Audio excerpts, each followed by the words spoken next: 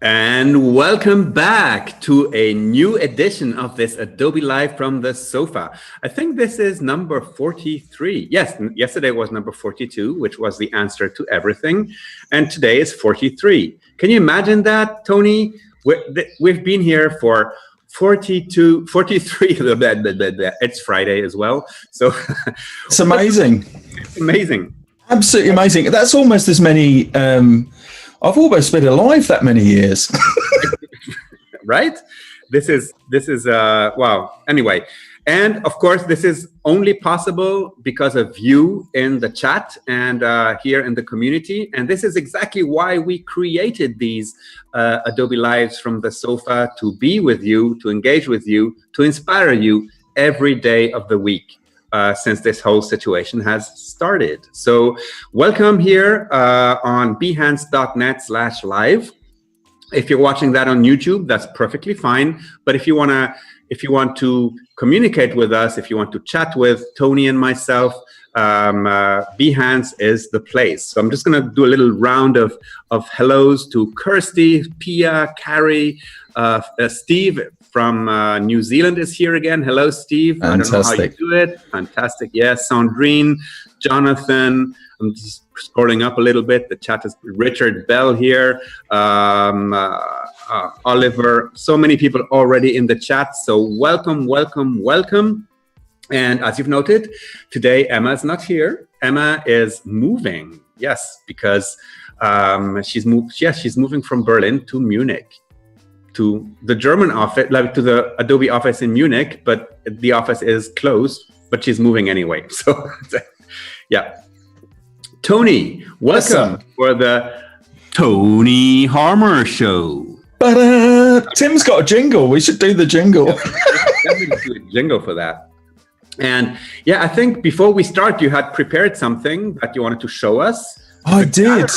Yeah, absolutely. A little gallery. Some of the people have contributed to this yesterday, which unfortunately I was in a meeting till about 15 minutes before the end, and I had to go get prepped for another one 5 minutes for the actual end. So, but I saw some fabulous stuff on Discord when I popped on last night, and I thought I'd share that with the group here. I think it'd be great for the community to see how people were immortalizing me yesterday on paper and in fresco. Yeah, we did it roll along, and people were like inspired by the Adobe live stream, and they drew along. And the subject of this draw along was Tony. It was. I think you're taking quite a lot of space, Tony, here on Adobe Live. Like, I think I am. I'm going to grab more. So let's have a quick look at some of the submissions that we got on Discord, shall we? No, I don't have names for all of these, but I'll match those up later on. But we've got various different renderings of me. If we've got any music, Tim, let's fire a bit of music across at the same time. Let's have what I would call a vision on moment. And there's only a certain amount of people would remember what that is. But so this one I like all of them, but this one's fabulous. MC Harmer, brilliant. Just love it. This one, it's a bit like that Bacon painting it's so does look a bit sinistro to me, but I like it. It's very good, and I'm going to order one of those hats. I've already got a cape. I just don't wear it; it's too warm. This is my absolute favourite. I also like the fact that I'm breathing recycled goat air. Oh yeah, which is kind of interesting for now, but I like it. Always sharing. Who have been around goats know what Tony means. Yeah, there you are. So, and I think what's actually happened there is an accident. I think I meant to unhitch the goat, but I've accidentally unhitched one of my space cats. He's got his paw against the glass, making me feel bad, but he's all right. Hold on a sec, because there's Mark Brannan here. As I show 43, watch them all. Can I get a happy birthday from Mr. Harmer for my 43rd birthday on Monday? Yes, you can. Happy birthday. In fact, I'll sing to you in very fast time. Yeah. Happy birthday to you. Happy birthday to you. Happy birthday, dear insert name here. Happy birthday to you. Dear Mark. Yeah. There we go. Yes, no, absolutely, Mark. Happy birthday. Fantastic. Do you know what? We might use some Adobe magic for me to wish you happy birthday on Monday. Who knows? We'll find out. So, Anyway, next picture. Now, this was presented in Discord in landscape format, and I liked it because I was kind of lying down. But here's what we've got for now. I like all of these. They're lovely. This one has the Cheshire Cat, or in Germany, they call it the Smiling Cat. There, so nice. I like that. Great hat. I have one, but that one's better than mine. And then this one is splendid also. This one was done in Illustrator. So I like it. Didn't have access to Fresco at the time, so done one in Illustrator. Perfect. And then this one's very Somerset, I think. So the southwestern part of the UK, where they do all the cider and that stuff. I think that's what that looks like to me. I like them all. What I will do, if the people who've drawn these, if they contact me on Discord and privately message me with an address that I can mail something to, right? It doesn't have to be home. It can be anywhere they can pick up mail. I'll send them some Design Ninja holographic stickers and other Design Ninja swag that they can have. But reach out to me on Discord. Yeah. So Discord, like, Mark Brannan. Oh, it's not Mark Brannan. It's actually somebody else watching with Mark Brannan's login. It's Keelan. So happy birthday to you, Keelan. Happy birthday. Right. Bless you. Fantastic. But yeah, no, use Discord and Tony goes to Glastonbury. Yeah, that's right. Absolutely. It's like that. Do you know, here's another factoid for you. I used to live there, but for 11 years I lived there. But anyway, splendid. Right. Shall we get to the topic of the day? Yes, why not? Okay. Let's focus for a second and let's get on with it. Absolutely. And that was a Duzuvela. Yeah, Sandrine. Yeah, that was... I don't know how you did that noise, Tony, or did Tim do that noise? I think Tim did that. My controller's offline. All right. Oh, dear. The Vuvuzela. Anyway, what we're going to look at today is we're going to have a sort of introduction. Well, no sort of about it. We're going to have an introduction to 3D in Photoshop, because Dimension is amazing. And to be perfectly honest, if what you wanted to create was to bring 3D models like this one into an environment, I would recommend that the best place for you to do that would be in Dimension, because it's a lot easier, okay, than it is in Photoshop. However, there are some advantages that Photoshop has that Dimension doesn't. There are a few different things. So we'll have a look. We'll compare some of those things together so you get an idea. But we'll start, nice, just to show you this is actually a 3D model. I'll just activate it, okay? And with my Move tool here, right, you'll see that I can actually get hold of that model and I can change it. So I've got all of these things. I can also get hold of lights. We'll talk about all of these and change those as well. So plenty of scope for creativity. Right, let me just close this one out or move on to another file. And what I'm going to do is create a brand new one here. So new document. I'll just go for 1080p. That's fine. It's sort of an arbitrary file. Doesn't really matter because this will be very, very straightforward. And we'll do a little bit of 3D work. And another thing we'll do, by the way, a bit later on is we'll look at how I solved a real world problem, okay, in Photoshop and made an actual physical thing. I'll show you that just a little while, so that'll be really handy and might inspire you to make great stuff. So, blank file. Now, I can make 3D content in a number of different ways. What I'm going to do is, first of all, switch back to the Essentials workspace so you see pretty much exactly how this works. And I'm going to go for the Shape tool, just here, Custom Shape. And from my shapes, I've got open the Flowers library just here. And this little, I think it's Sapporo, isn't it? No, or is that the name of a beer? But anyway, those lovely Japanese blossom flowers. And I'm just going to draw this as a path. Yeah. Now, it could be a shape layer. Doesn't really matter. It's of no particular consequence. I'll then go to the 3D menu at the top here, and you can see that I can create new extrusions from the selected layer, so it will work with whatever's on the layer, or from the selected path, which is the option I'm going to choose. Okay, and it will ask... Thank you, Sandrine. Thank you. Yeah. Yeah. Yeah, Sapporo's a beer, actually, thinking about it. And the beer is called after the town. Oh, there we go. Okay, thank you. So it will ask me if I want to switch to a 3D workspace. Well, that makes perfect sense, that if I'm going to work with 3D, I'd actually like the tool set to be there. And when I do that, then everything changes. The toolbar shortens because not all of those tools are relevant in this workspace. You can still use them, but I get some panels on the right here. So I'll just show you what they are. I get the properties panel changes to deal with 3D content. I get this 3D panel here, which might look scary, yeah, with all of these things saying like boundary constraint. That just means that something's got a hole in it, basically. And that's how basically I get into something called the model tree. So all of the different components that are in that model. Then I've got the layers panel, which is pretty much as you'd expect, apart from it has some things here that deal with the model that I've just made. Okay, so various panels will change. It does get a little bit in the weeds, just a little bit, but it is not overly complex either. It's certainly easier than learning another 3D program.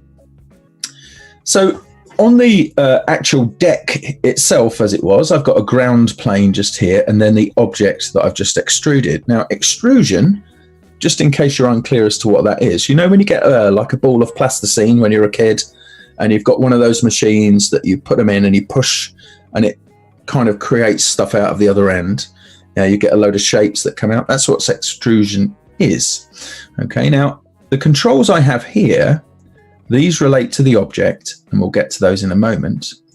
But I view my objects through a virtual camera, a 3D camera. And down in the bottom right-hand corner, left-hand corner, I've got these controls here. Now, the only other important thing you need to know is when you're working with Photoshop in 3D, okay, unless you're actually painting directly onto the surface of a model, the only tool you need is the Move tool. Everything in 3D comes from the Move tool. Now, there are some additional controls here, but you don't really need to worry about those at the moment, okay, or indeed at all. So what I'm going to do is move my camera around. Now, just to clarify this, if I have an object in 3D space and I move the object around, that's the object being moved, okay? If I move the camera around, yeah, then that's the 3D camera, okay? There we go. I was glad I wore trousers today, unusually. Right, so what I'm going to do then is orbit the 3D camera around. So I'm changing my viewpoint. You have to imagine that you're kind of looking through a frame to this, and there is the extrusion, right? So it's just been pulled out into 3D space. I'll go across here to the panel, and this is where the first control I'm likely to use would be to change the extrusion depth. And you'll see that as I do that, that gets somewhat shorter, so less of an extrusion. Now, the window you can see in the top left, this is showing me a view from the top down, and it's also showing me the actual physical measurements, okay, of what I have here. Now, the units at the moment are in pixels, but I could change that to inches and millimeters and more. So if I was making an actual physical thing, I'd probably switch it to something physical. But this is fine just for now. So I've changed the extrusion depth. The next thing I want to do, okay, is I want to kind of move the model around. I'm going to rotate it around. There are 3 axes in 3D, okay, just as there are 3 colors on the display. So the 3 colors are RGB. The 3 axes are X, Y, and Z. And so it does. RGB equals X, Y, Z. So X is across. No. No, go on. It doesn't equal. No. Did I say equal? Yeah. Did I? Yes, that's so confusing. Okay. Well, you can think of it. Okay. Let's put it. Okay. So think of the x-axis as being red, the y-axis as being green, and the z-axis, that's the one backwards and forwards, as being blue. And that's the way it's represented here on this controller. And I'm sorry if I caused any confusion there. I didn't realize I said equals. Just to me. I just get excited. So, on the controller, which I'm going to zoom in on just for a second, you can see that I've got a few different widgets along here. So the first one is moving on that axis. The second one is rotating on the next axis, so that you can see here it's rotating, all right, on the x-axis just there. And then I've got scale. Yeah, okay, that's the way rotation works, right? It'll make sense as we go along. Okay, so these are the different things. And in the middle, I've got a global scale uniformly thing in there as well.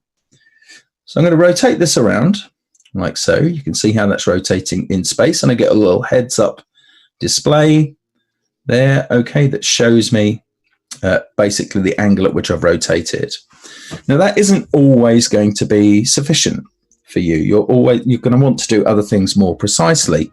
And rather than just trying to shuttle backwards and forwards, that's where we go across to the properties panel and to these 4 controls at the top. Okay, so here we've got things that relate to the extrusion. Okay, then we've got some things called deformers. They change it. We'll come to those in a little while. Then we've got caps, which we'll talk about in just a moment, right? So that's a way of changing the edges, because in the real world, nothing is completely angular. Nothing is perfectly mathematically sharp. Even the finest of scalpels, if you zoom in on it, it's got tiny edges that come away from it. Okay, that is the way it is. So we need to do that with pretty much every model, okay, to just take that edge off. We'll do that in a moment. And then we've got the coordinate system here. So if I click on that, you can see that I've changed the x-axis here to 89.9%. But of course, I'd like this to be 90. So I'll just type 90 there and hit return. And that's it. Now that is exactly rotated 90 degrees on that axis. Now, while I'm here, okay, I could make other changes as well, such as the position here, okay, and the scaling. So position, rotation, scale are those 3 controls. You can reset anything if it goes wrong. Right? So there's not a lot you can do to hurt it. I'm going to move this down to the ground.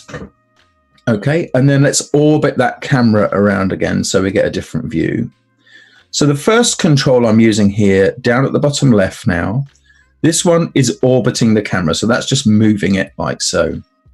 The next one is to pan the camera. So panning is moving in these directions. Okay, so I can pan up there like so. And if you think about a TV studio, we've all seen, I'm sure we've all seen shots of TV studios. You look at most news broadcasts these days, they're done in a way that's known as naked, right? So it's not, they're not hiding everything. You see all of the cameras and all of that stuff. And they're on big tripods with wheels, and those wheels are called dollies. Yeah, and so when a director says dolly in, that means move towards the subject. And that's exactly what this control is here, right? We can dolly in and out like so, okay, to change our view. Now, remember, it's only our view. It's not changing the model. So Jackie is asking, is there a benefit to do this here over dimension? And I think you went over that already, but let's just repeat it for all the people that just came in. Absolutely. I mean, I think if you're doing something where you're bringing models in from somewhere else, then definitely do that in dimension. That would be my opinion, because it handles materials better. It's got a much better class of renderer than Photoshop has. Photoshop's renderer is quite slow, whereas Dimensions is very quick, and it's easier to work with materials. But if you want to build something from the ground up with limitations, because this isn't a 3D modeler, it can do simple things like extrusion and creating meshes, very simple meshes, then do that in Photoshop. There's nothing to stop you exporting the model from Photoshop as an OBJ or a couple of other formats, and then bringing that into Dimension as well. So you can use it. What essentially it's short on here as a modeler, just use that term very, very loosely, are things called Boolean functions. And Boolean functions are like those you might do in an Illustrator, where you've got a circle and a square, and maybe you knock the square out of the circle. That's a Boolean function. It's just that in 3D, you have slightly more scope. So if I had a ball and I pushed a smaller ball into it, I'd have a dent in there. He says, try and turn his hand into a ball, but you get the idea. No, next time, bring plasticine. Anyway, But yeah, I'd stick for, those are the courses that we'd stick to.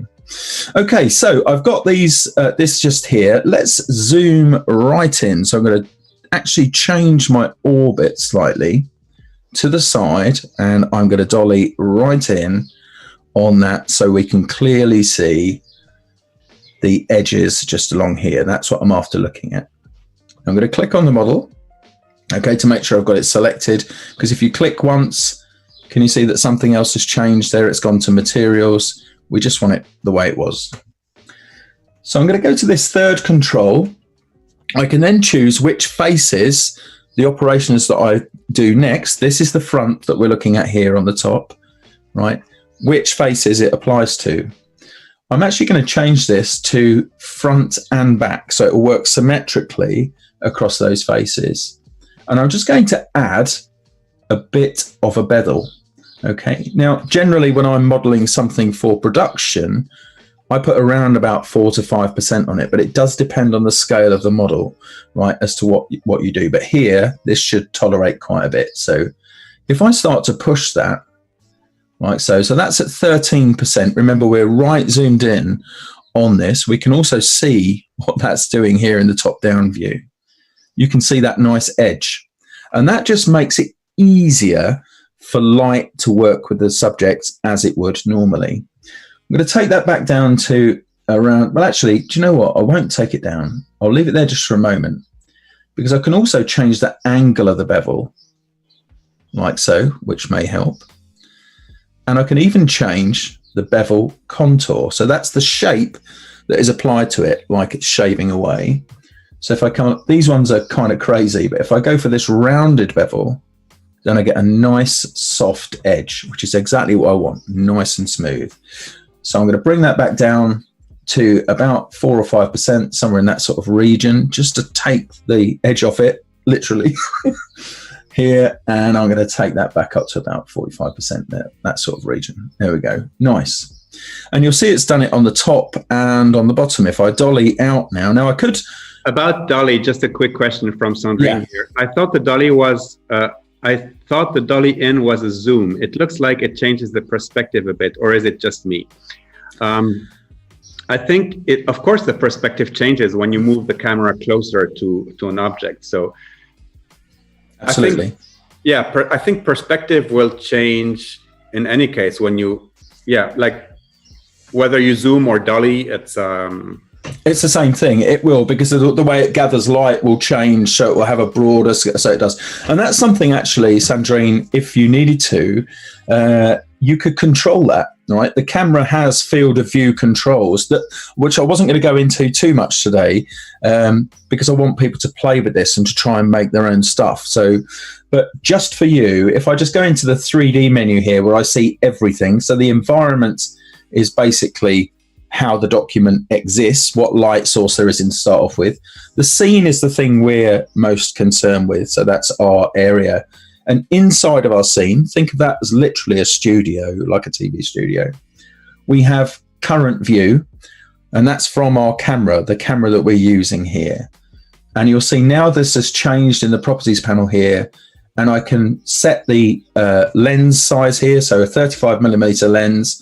For the field of view, I can set the depth of field, so the focal range there, if I was trying to do 3D effects. And that's something that was, until a little while ago, one of the things that Photoshop had over Dimension, but now Dimension has that capability as well, you know, the whole depth of field thing. In fact, that's been a little while now, but there you go.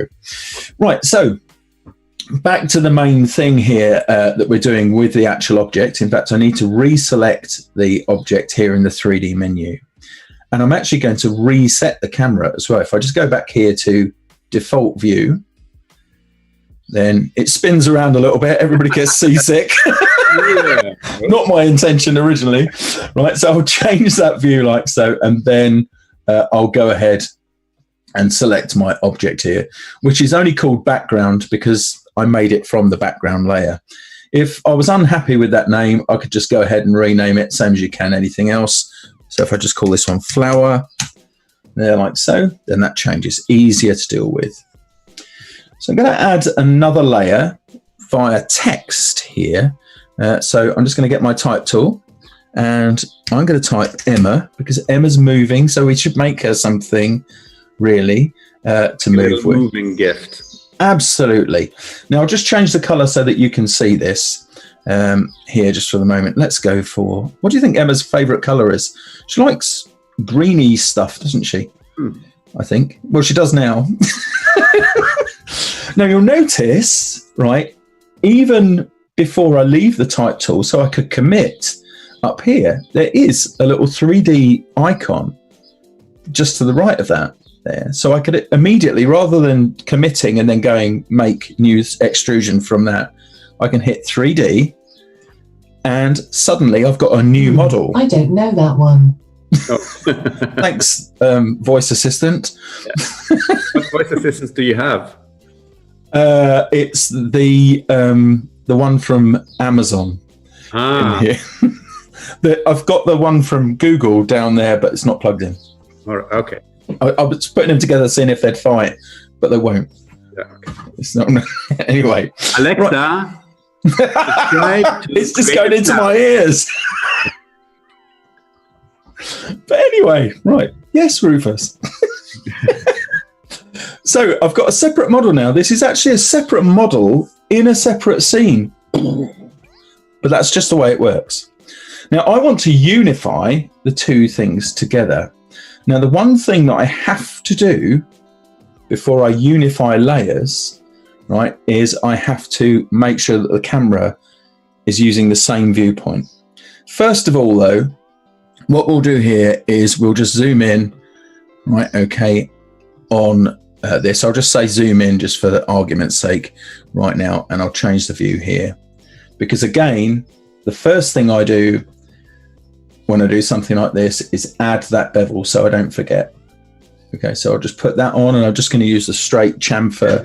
And this is something like working with text and extruding it and all of that. This is something that you can do in Dimension now. Absolutely. Yeah. Like a few weeks back, right? I think. Yes. Yeah, that's right. Yeah, it's and that's fantastic. You've got a whole, you can see it in their whole new type thing. So you can just make these extrusions. Now, interestingly, in Photoshop, if we suddenly said, oh, we're not going to make this for, or I'd misspelled Emma, even though this is extruded, you can actually still get to the content. So you can see I've got this thing here, edit source. Okay, if I go to that, it takes me into a separate document. I can turn off that path, actually, on Mod, it doesn't matter. And I could just type whatever I need and then save the document and go back, because that's how this works. It keeps it nice and flexible. So back to my selection tool here. Okay, and I'm just going to rotate this around. Okay, so if I go ahead and I know I want to do it on the x-axis, so 90 there, like so. Okay, so that's done, and I'm going to change the extrusion depth this time though by using the scale here to just change that. Excellent. Then I'll go to the camera, change it back to the default view, just there, and then I'll go to the layer underneath. This is why compositing things would be better done in Dimension if you could, right? Because it does get a bit choppy changey, but there's an advantage. There is one at the moment, one significant advantage, which I'll show you in a bit. Okay, so I'll do that. That's the default view. So here I can select both layers like so. All right, now what happens if they're in dissimilar views is whichever one you click on first dictates the view for the object that comes in, right? So that changes that. And Kirsty said you could 3D print that for Emma. Yes, of course. And you can do that directly from Photoshop, actually. That is exactly what I'm going to do. Yeah. Okay.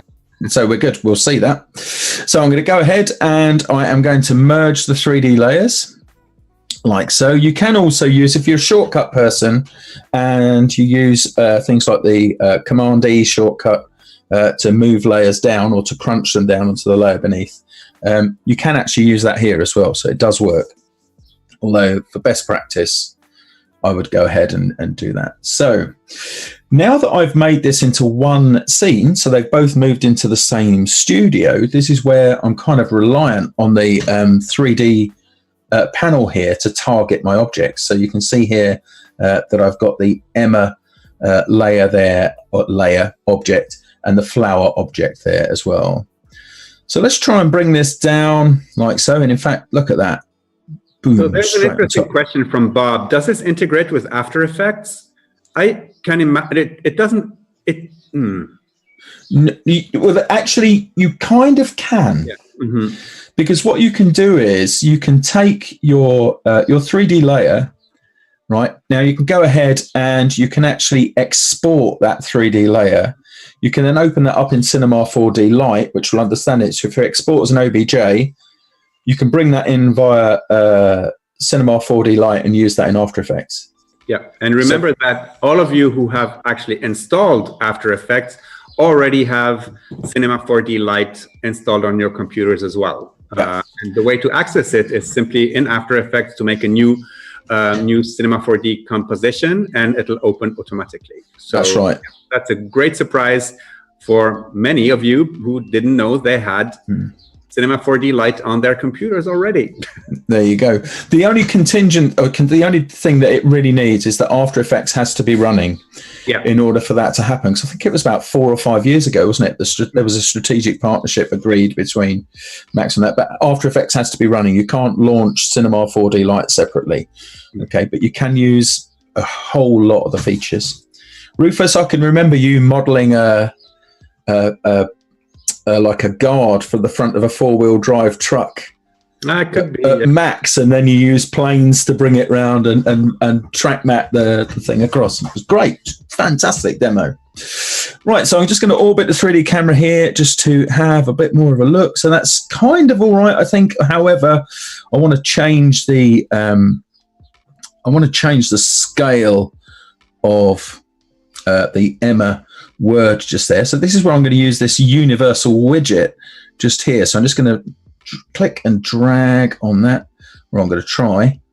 There we go. Let's bring up the scale.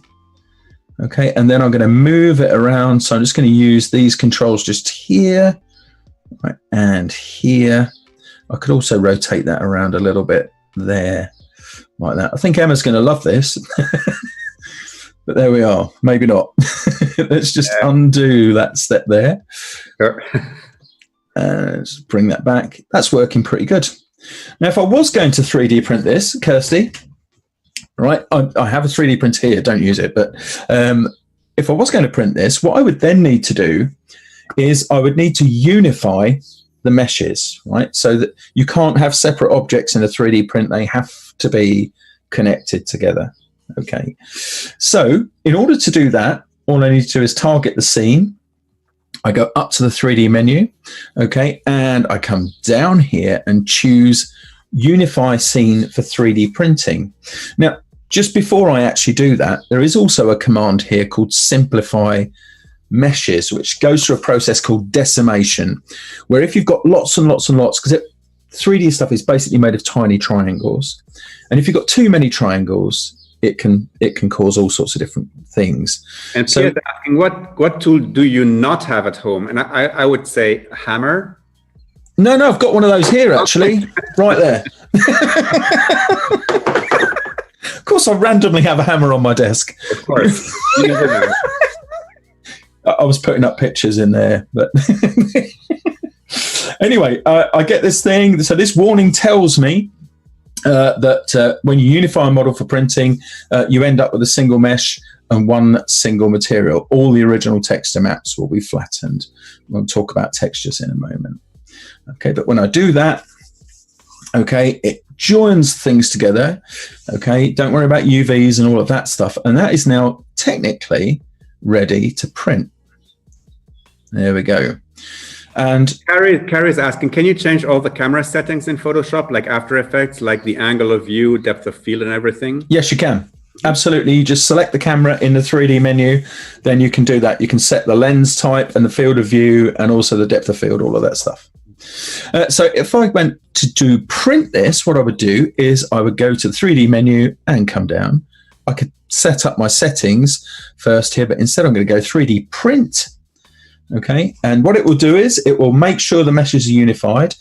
It will make sure there are no holes because it has to be one continuous surface it will build what are called internal constraints. So they're things that make sure that it doesn't collapse. So it's got little things, ridges and everything inside of it to keep it. Trying to think of an easier word to solid. It's not solid, but structurally sound. There you go. Rather than cogent and whatever else. That sounds very, very engineeristic. Yeah, very good. Yeah, I mean, the thing is, that's what I was trying to find an easier word of saying. But anyway, sometimes that takes a moment or two. But I'll tell you what, Photoshop does an absolutely amazing thing. Now, it may differ from final purchase price. Okay. Yeah. So what it does, it connects to several services that have given Adobe kind of keys to their systems to make estimates. Okay, this is it on a print bed just here. The other warning you might get is that the print is too large for the volume of the printer. And there's a button that allows you to actually scale it down to the printer size. But you can do exactly the same here. You can orbit around inside this view. Okay, now it's stretching a little bit just at the moment. It's not working smoothly because there's so many other things running, I guess, at the time. But it tells me that the estimated price for this is $52.46 in US dollars, and it tells me how big it's going to be here. Oh, that's a nice present for Emma. Yes, I'll print it for her later. Big models cost more because they consume a lot more energy in production, a lot of material, a lot of energy, and so. But if you are prototyping something, or if you are making a gift for someone, I make Sharon's Valentine's gifts every year, and I 3D printed two of hers. One of which, if I get a moment, I'll show you. In fact, I'll actually call that up on the other screen so I can drag it in. I have a 3D print of me just here. Yes, yeah. That sandstone one. Yeah. Yeah, and actually, didn't you make? I seem to remember at one point you made. I had my whole team 3D scanned. Yes, because you didn't you give away a 3D model of yourself for people to make a thing with? I think you did. Oh yeah. You can find that on my Behance. Yeah. There you go. So there you go. There's your make for the weekend. If you want to get this thing, find Rufus's 3D model, and if Tim, the Megatron that is Tim, can find the link to that and pop it into the chat, that would be awesome because you could bring Rufus into your creations. Mm-hmm. Amazing. Could have so much fun. Yeah, and post them to Discord. And now is a good time also to put the link to our Discord, because that's where the conversation continues in between streams, and it's a growing community there as well. So I'm super happy. There you go. Oh, and Tim found the link to my 3D model. Okay. Tim is just awesome.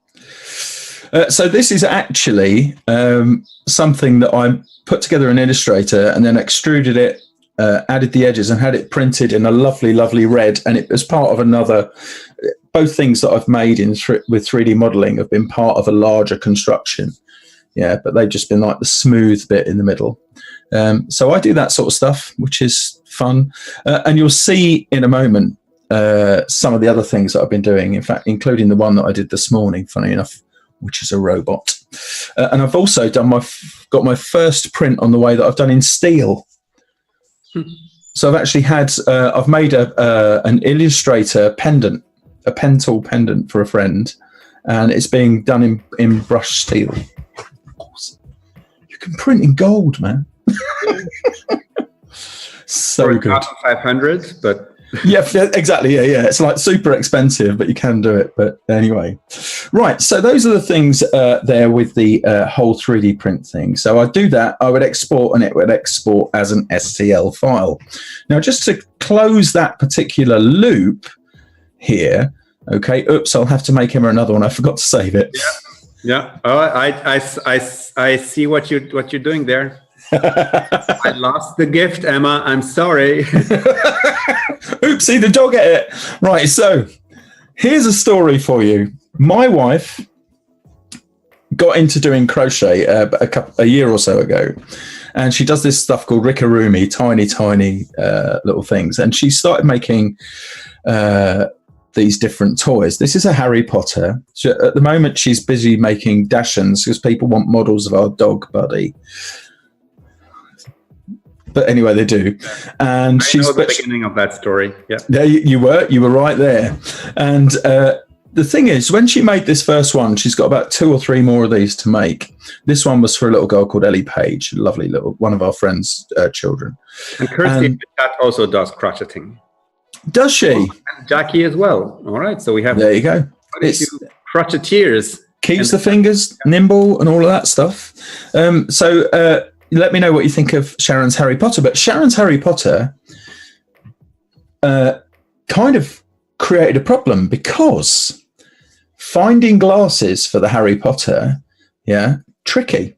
Now, we tried a few different places. We tried Etsy, Alibaba, a couple of other things to try and find if they were like off-the-shelf doll glasses we could buy, but we couldn't get them in the size for this head. And Sharon was a little bit upset, and I don't like Sharon to be upset, right? Because it's not the way of things, especially not at the moment. In fact, ever, but, especially not at the moment. So what I did was I went into Illustrator and I drew up a pair of glasses like so. Now, I didn't want to pay for just one, when I could print a whole bunch of them. So I kind of, like a model kit, a model assembly kit, I basically created these small sprues to keep things together here and set it up so I've got 4 pairs on each set. I then took that into Illustrator, from Illustrator into Photoshop. Okay, now this is a kind of a later version where I've taken them away from being flat and put them in one piece. I'll tell you about that in a moment. But I extruded them in the way that you saw. Now, this is half of one of those sprues here, 3D printed by iMaterialize. Other 3D surfaces are available. And then, because these were self-assembly, I then assembled them like so. Now, look, here we go. Here's the thing. We're the chipmunks. Let me just take this apart because this one's not glued. So there's the front part just there. Okay, here are the arms, and then they slot in. Now, given that I've got some experience in doing things like this, I kind of knew where to back things off from vectors, because remember, vectors are perfect and precise because they've got nothing to do with the real physical world. So you have to build in a little bit of tolerance in there. But I modeled the glasses. Now, Ellie Page loves her Harry Potter, and she takes it everywhere. The thing is, she also slept on top of it, and the glasses didn't stand up. Even though I'd welded them together, they didn't stand up to that as much as they should. So what I did was I brought the model in and assembled them like so as a single unit. So I brought them together and unified them. There's a pair just there in the middle. And to make sure, again, that they print, I just drew a cylinder or a circle in Photoshop and extruded it out along like so that now I can print the glasses as a complete unit. And it also brings the cost down as well because they're done as a unit. So there you go. That's how I solved a real world problem, using Photoshop. Real world. It's real world in Tony world. Yeah. But anyway, how I solved the problem that we had there for Sharon's Harry Potter, and of course she's thrilled that she's got proper lat glasses. So right at the very beginning, I showed you this model here, and I said I'd talk about the textures and everything you've got here, because if you've used 3D in Photoshop before, I said that there'd be something for you a bit later on. Well, this is that particular point. The way that Photoshop handles textures and materials has changed. Okay, it changed with the current version of Photoshop. Okay, that's the whole main release, not the dot release, and it's done that so that it is more compatible with the textures from Algorithmic, who joined the Adobe family the year before last, but I don't think it was announced until very, very late in 2018. And they've got a fantastic modeling system, and it's much more flexible than the system that is used in many places, and certainly that which is used in Photoshop. Dimension has access to it and can work, and it's called PBR, Physical Based Rendering. And what that means is you can apply a material to a model, but the user can mix that up using controls that are exposed to them. Now, if I get a chance, which is unlikely, I'll dip into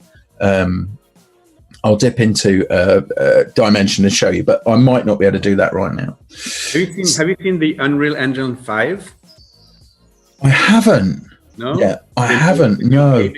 Renderer is like incredible. It renders dust and light and stuff like unbelievable.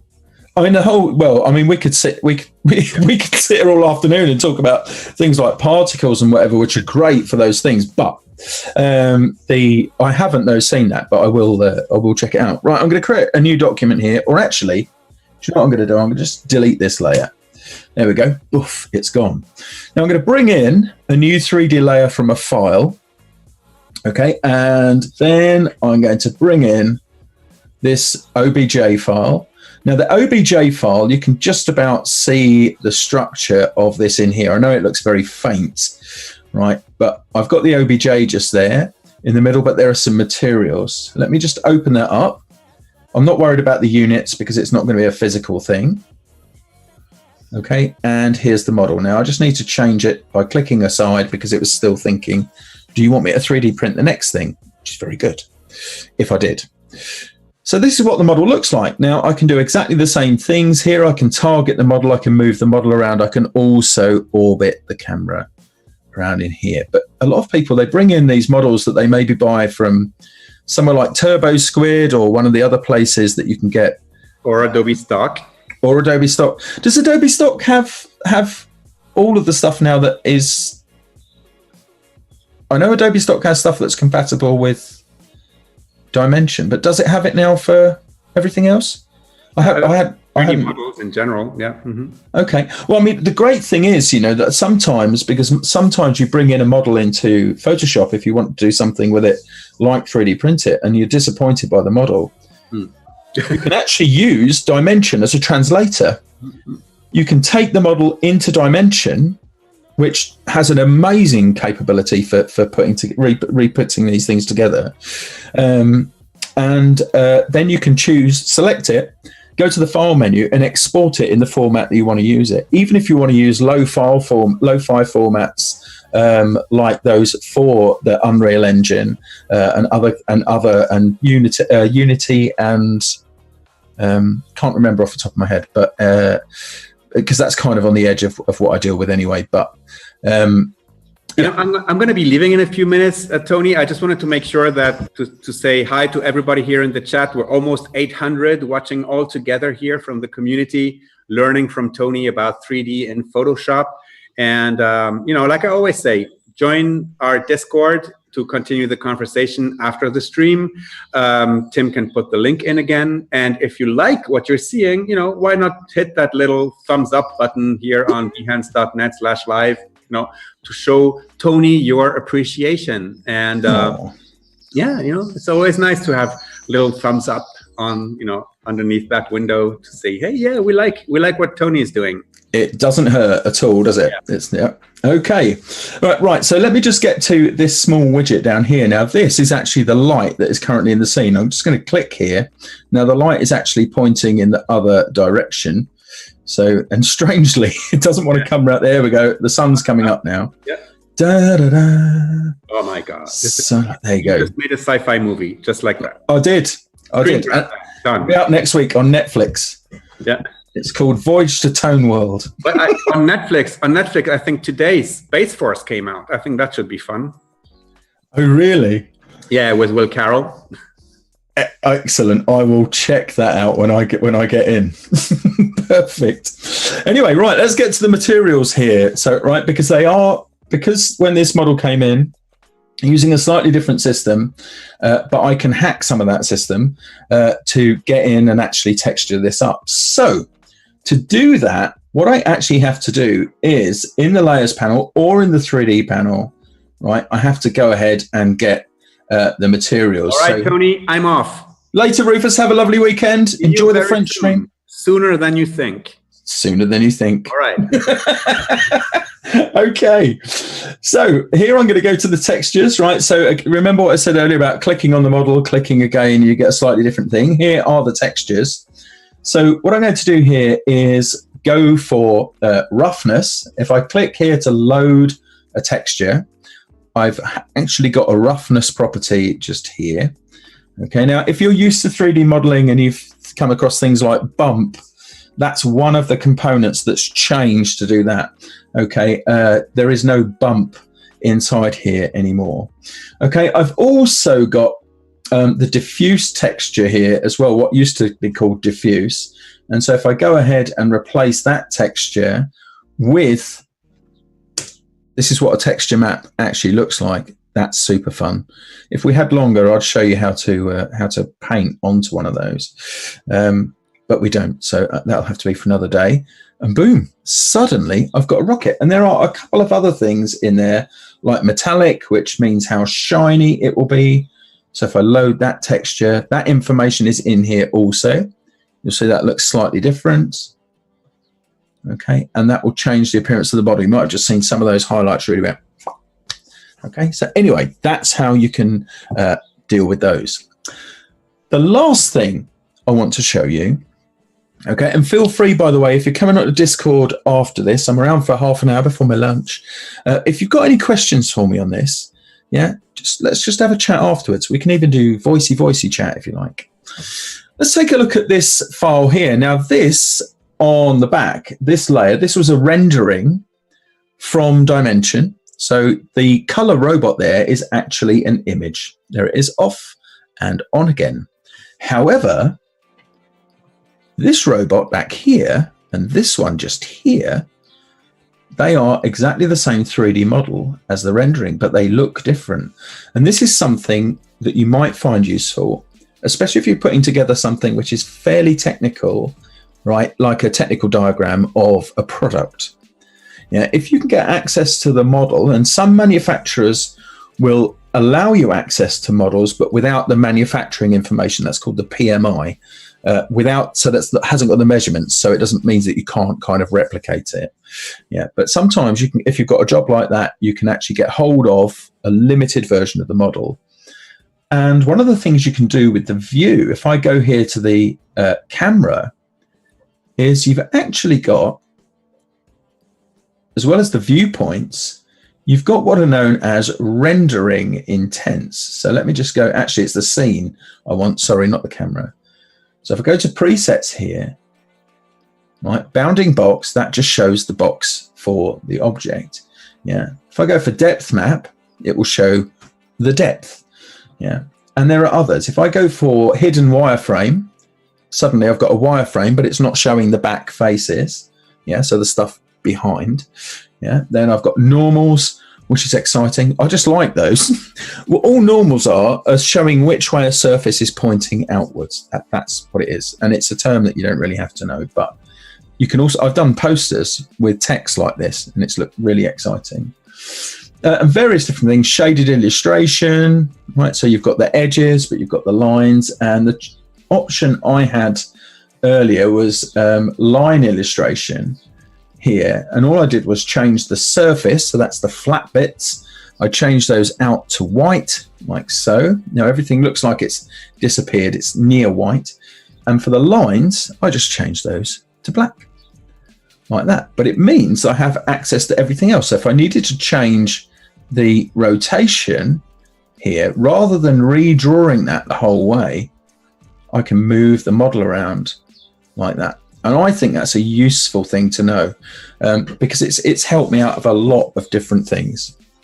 Yeah, there are loads of possibilities that you've got within Photoshop. There are a couple of others I would have liked to have shown. So I would like to have shown you how I built this thing just here. And in fact, if I open the timeline for this and scrub, this is another topic we're going to do on another Friday. We're going to do some Photoshop video here.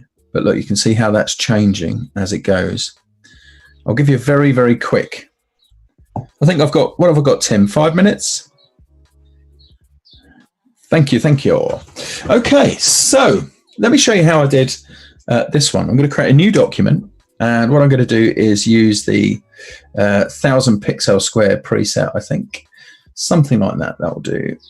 So there you go, 1000 pixel grid. I am going to switch my workspace to Essentials. I am very quickly going to go to the window menu and choose Gradients. And then I'm going to load the legacy gradients, the old one, into my gradients. Just down here, all of the old different gradients. Then I'm going to create a bunch of layers. Okay, so I'm going to create a new layer just here. I'm using shortcuts to do this. I'm going to get my gradient tool, G for that. I'm going to go ahead and pick from my legacy gradients, just something down here. And in fact, I'm going to go for the spectrums at the bottom because they're nice and quiet, just like me. I'm going to change my gradient type at the top here. Here's a tip. If you want to change that quickly using the keyboard, use the bracket keys. Right bracket cycles you through in one direction, left bracket the other key. I'm going to go for a pin gradient, and then I'm going to draw like so. Bang, nice and loud. I'm going to get another new layer. I'm going to draw another one. I'm going to get another new layer, and I'm going to draw another one. I'm going to get another new layer and draw another one. And then I'm just going to carry on doing this for a moment. Whoops a daisy. Why am I on that? Let's just tell FaceTime to go away. And that, I must have just caught the key. There we are. And one more like that, and one more like that. Now you might think, why have I gone ahead and made that crazy bunch of stacks? So what I'm going to do then is I am going to select all of those layers, and I'm going to do another 3D trick. This one is actually normally used in real world in the medical area, right? Medical and some engineering areas. And it's a way of compiling together scans to create a 3D volume. So I'll come down here to new mesh from layer, volume, and then I set an axis. So this is like taking your layers and giving them dimension. I'm going to stick with the default here of 2, just for time. Okay. Switching to my 3D workspace, and now you can see the layers from their side, and I can travel in to the layers. Da, da, da. It's a voyage of exploration. There we go. So I'm inside that layer stack. My guess is I'm round about there. There we are. And I can use that in a number of different ways. So one of the ways I might choose to use it, if I just pop back out to Illustrator very quickly, create a new document, and I'm just going to create a simple shape here. Let's just get these two things.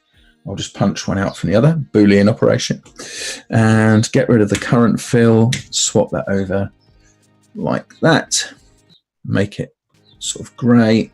Not that that's desperately important. I'm going to cut that. I'm going to go to Photoshop, paste that down, okay, as a smart object, so that way I can change it. So there it is. I'm going to make that much, much smaller. Then 3D. Okay. New 3D extrusion from the selected layer. I'm going to rotate that around 90 degrees, like so. And I'll use the scale thing here to kind of make that real big. In fact, I'll make it super big. Just there. In fact, I'm not even worried about it tipping around. Another thing I can do here is generate a work path from the selected object or from the 3D layer, which I've got. That's now in my path panel. If I just bring that up. And I know we're about to close out. Just while I'm doing this, it's been great having everybody here. Don't forget, we are here every weekday at 12. Okay, with different artists in our community. So we can all get inspired and have a great time. Do come along and join us. Don't forget, you can keep up the conversation by coming along and joining us in Discord later as well. Just going to change the stacking order here, bring that layer down to the bottom, and then with this layer here and that work path active, I'm going to click once on my layer mask and then again to add a vector mask, and now I've created this interesting shape just here on which the volume is kind of being projected around it. And that's how I did this particular thing, only with more shapes and something else in the extrusion. But for now, I think that will do us just fine. Don't forget, join us next week. Hope you have a great weekend. Stay safe, all of that stuff. Chat to you in a minute on Discord. I'll be there in just 2 minutes. But otherwise, we're done. Take care. See you later. Bye-bye.